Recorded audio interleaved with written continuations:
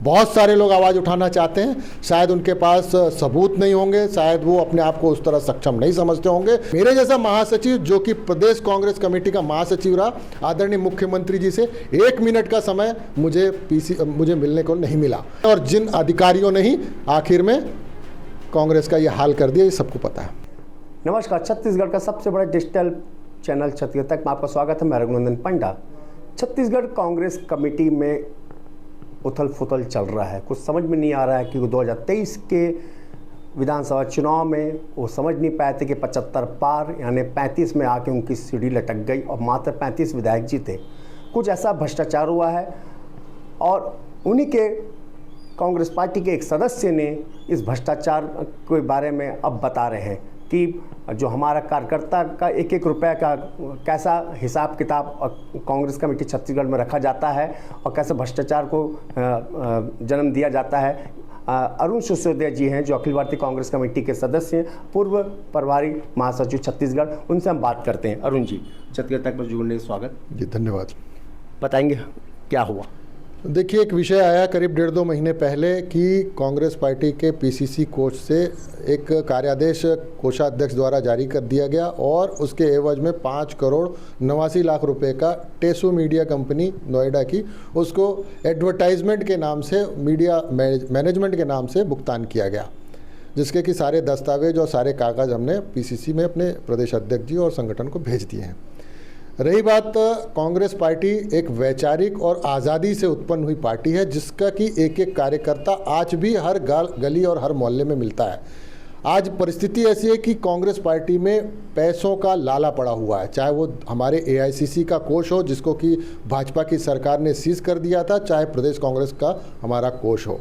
ऐसे समय में कांग्रेस पार्टी का कार्यकर्ता अपने खून पसीने की कमाई से 138 रुपया डोनेट फॉर देश का अभियान चला के कांग्रेस को बचाने को और उसको सजाने को काम कर रहा है।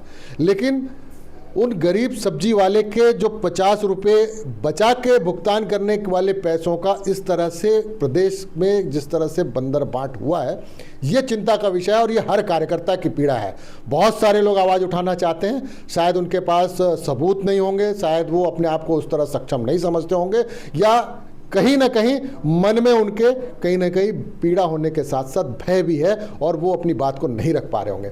मैंने जो अपनी पूरी बात थी बाकायदा पिछले पेपर की कटिंग जो पहले 1.5-2 महीने पहले आई, बैंक के स्टेटमेंट ट्रांजैक्शन के, और साथ साथ मैंने अपना पत्र जिसमें विषय जो मैंने लिखा है वो मैंने संगठन को भेज दिया है।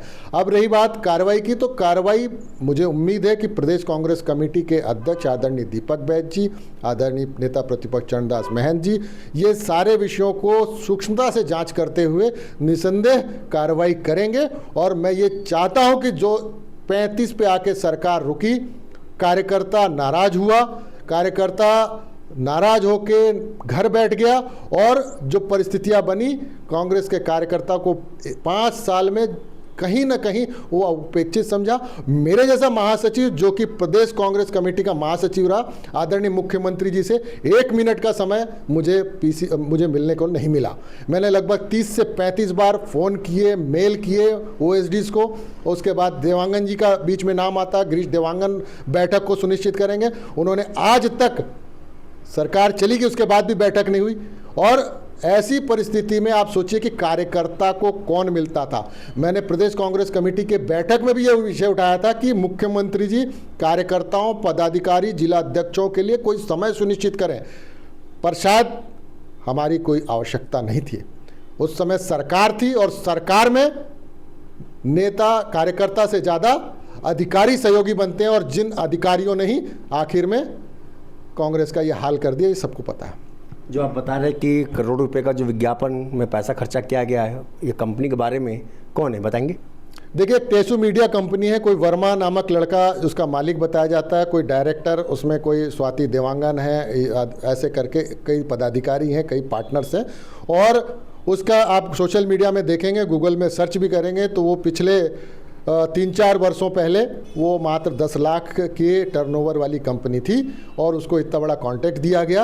ये बहुत जांच का इसलिए विषय है कि जिस कंपनी का पिछले 5-7 साल में 10 लाख का टर्नओवर है, वो कंपनी इतने करोड़ों का प्रोजेक्ट और काम कैसे कर पाएगी। अब ये काम हुआ नहीं हुआ, प्रदेश अध्यक्ष जी मोहन मरकाम जी थे, मैं तो प्रभारी महामंत्री भी रहा, उनके साथ रहा, संगठन में भी रहा, लगातार रहा, लेकिन उसके बावजूद मुझे कहीं नहीं दिखा कि उस सोशल मीडिया का 6 लाख रुपए का मोहन मरकाम जी के प्रमोशन में काम किया गया हो। आखिर कोई भी काम होता है तो मुख्यमंत्री के बिना आदेश से थोड़ी होगा। तो उस वक्त मुख्यमंत्री तो भूपेश बघेल जी थे, उनके आदेश से हुआ। और जो वर्मा के नाम बता रहे हैं कि विनोद वर्मा के सुपुत्र तो नहीं?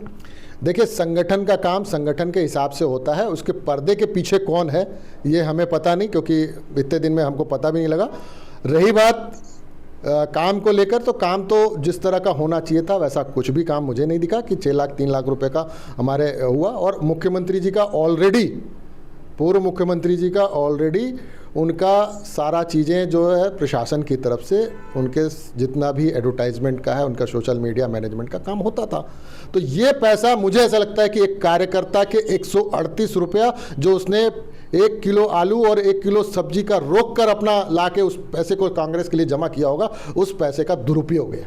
अगर परिषद अध्यक्ष दीपक बैज जी आपकी बात पर गौर नहीं करेंगे तो आपका क्या कदम रहेगा? देखिए, मैं निरंतर प्रयास करता रहूँगा और अलग अलग फोरम पे करूँगा, और मैंने AICC को भी पत्र लिखा है, और आगे भी मैं अपनी आवाज़, कांग्रेस कार्यकर्ताओं की आवाज़ और जनता की पीड़ा को आगे लाते रहूँगा। और कहीं ना कहीं मुझे उम्मीद है कि निष्पक्ष भाव से मुझे भी न्याय मिलेगा, कार्यकर्ताओं को भी न्याय मिलेगा। छत्तीसगढ़ में कांग्रेस जो हाई कमान है वो कार्यकर्ताओं की बात नहीं सुनती है? नहीं, हमारे वर्तमान प्रदेश अध्यक्ष जी और हमारे नेता प्रतिपक्ष और उससे पहले मोहन मरकाम जी संगठन के लोगों को बहुत अहमियत देते रहे हैं, आगे भी देंगे, ऐसा मेरा मानना है। बाकी रही बात, कुछ लोग मनमानी करते हैं, हर जगह ऐसे लोग होते हैं जिनके कारण सरकार चली जाती है, कार्यकर्ता निराश होता है, कार्यकर्ता हताश होता है, और जिसका खामियाजा भुगतना पड़ता है पार्टी को। और पार्टी के लिए अगर आदमी वफादार नहीं है तो इसका मतलब वो आदमी पार्टी के हित में काम नहीं कर रहा और अपने हित में काम कर रहा। तो ऐसे लोगों को चिन्हित करना पड़ेगा और उन्हें पार्टी से बाहर का रास्ता दिखाना पड़ेगा। कहीं पार्टी आपको बाहर का रास्ता दिखा दे तो अनुशासनहीनता के बारे में? देखिए, ये कोई अनुशासनहीनता नहीं है। अगर अपनी आवाज़, अपनी बात को रखना बगावत है तो एक फौजी के रूप में हाँ, मैं बागी हूँ। लोकसभा चुनाव के समय आपने एक लेटर बम फोड़ा है, इसके पहले भी फोड़ सकते थे आप। देखिए, ये तो 1.5-2 महीने पहले का मामला है, इसलिए हमारे पास कुछ कागज ही नहीं था, और ये सब बातें बिना आधार के करना ठीक नहीं है। और हमने जो आधार प्रस्तुत किया है, हमें भरोसा है कि इस पे बहुत अच्छी कार्रवाई होगी, और संभवतः अगर दोषी पाए जाते हैं तो ऐसे लोगों को कोषाध्यक्ष पद से तुरंत हटाना चाहिए और ऐसे संलिप्त लोगों को तुरंत बाहर करना चाहिए। कौन है कोषाध्यक्ष आखिर? आपको पूरा पता है? जैसे रामगोपाल वर्मा, अपना अग्रवाल जी। हाँ, रामगोपाल अग्रवाल जी हैं वर्तमान में कोषाध्यक्ष हमारी पार्टी में। तो उन्होंने भ्रष्टाचार किया?